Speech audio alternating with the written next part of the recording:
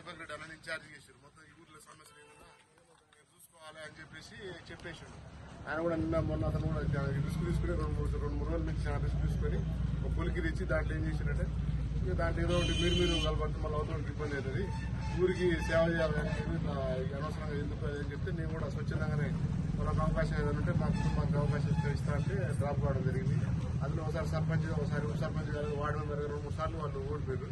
సరే ఇది ఒకసారి మనం అవకాశం ఇద్దాం, మనకు కూడా ముందు అవకాశం ఉంటుందని చెప్పేసి స్వచ్ఛందంగానే మనం తప్పుకున్నాం. దాంట్లో భాగంగానే మన ఊర్లో ప్రధాన సమస్య ఏంది, గుడి నిర్మాణం ఒకటి ఉంది.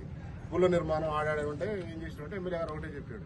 వచ్చిన రోజు ఇంకా మొత్తం పూర్తిగా దానికి సంబంధించి అన్ని చెప్తాను. మీ ఊరికి వచ్చిన రోజు ఫస్ట్ అయితే గుళ్ళకి సంబంధించి ఏదైతే ఉందో కమిటీ వేసి ఫామ్ చేసి 30 లక్షలు తీసి పక్కన పెట్టుకోరు ఫస్ట్ అని చెప్పిండు. దాంట్లో భాగంగా నర్సరీ తీసుకొచ్చి అన్నకి నాకు ఆధ్వర్యం విధంగా 30 లక్షలు అప్పచెప్తున్నాడు. తర్వాత ఏమంటే ఎలక్షన్ ఖర్చు ఆయన సపరేట్ చేసుకుంటాడు, దానికి సంబంధం లేదు. తర్వాత ఎమ్మెల్యే గారు ఒక 3-4 రోజులు మనకు ప్రోగ్రామ్ పెట్టదు, దానికి సంబంధించి కూడా అంత క్లియర్గా చెప్తాడు. ఎక్కడ ఏంటనేది మనం ఎక్కడ ఖర్చు పెట్టాలి ఏంటనేది తర్వాత దాన్ని పూర్తి డీటెయిల్స్ చూసి మాట్లాడతాం. అప్పటి వరకు మన హ్యాండ్ ఓవర్లోనే మన హ్యాండ్ ఓవర్లోనే ఉంటుంది. అది ఆయన మాకు స్వచ్ఛందంగా అప్పచెప్తున్నాడు. అది విషయం.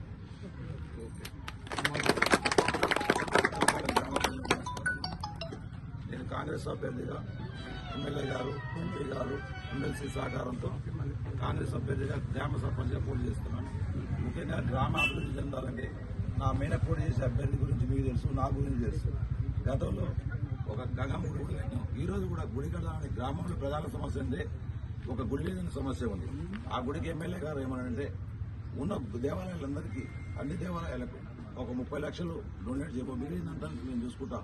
స్వచ్ఛందంగా మనం నిధులు సహాయ సహకారాలు చేసి ఎండోన్మెంట్ నుంచి వేరే రకరకాల ప్రభుత్వం నుంచి గుడి నిర్మాణం 100% చేద్దాం.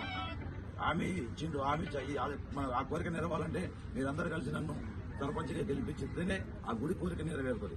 నా తప్ప వేరే వాళ్ళకి అవకాశం ఇస్తే ఆ గుడి సమస్య కూడా మనకు తీరదు, అడగలేరు. ఎందుకంటే అధికార పార్టీ ఇప్పుడు గతంలో కూడా ఇంధన మిల్లు ఫస్ట్ దేప 20-25 ఇండ్లు వచ్చినాయి.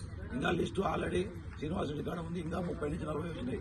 మన గ్రామంలో నన్ను సర్పంచ్గా గెలిపిస్తే ఒక ఇల్లు అడగలేని పరిస్థితి ఒక సంవత్సరం లోపలే చేద్దామని చెప్పింది కూడా ఎమ్మెల్యే గారు కూడా.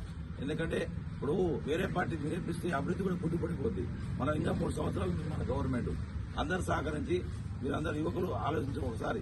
ఇప్పుడు ఈ పూటకి ఏదో మందు పోసి అందరినీ ఖరాబ్ చేయడం తప్ప అభివృద్ధి కాదు అది. ఇప్పుడు మీ అందరూ తెలుసు యువతని ఎవరిని ఖరాబ్ చేశారో, ఎవరు ఏం చేశారో అందరూ తెలుసు. కాబట్టి నా ఎందుకు దయ ఉంచి ఈ ఒక్కసారి సర్పంచ్ అవకాశం కల్పించి గ్రామ అభివృద్ధికి గోపాల్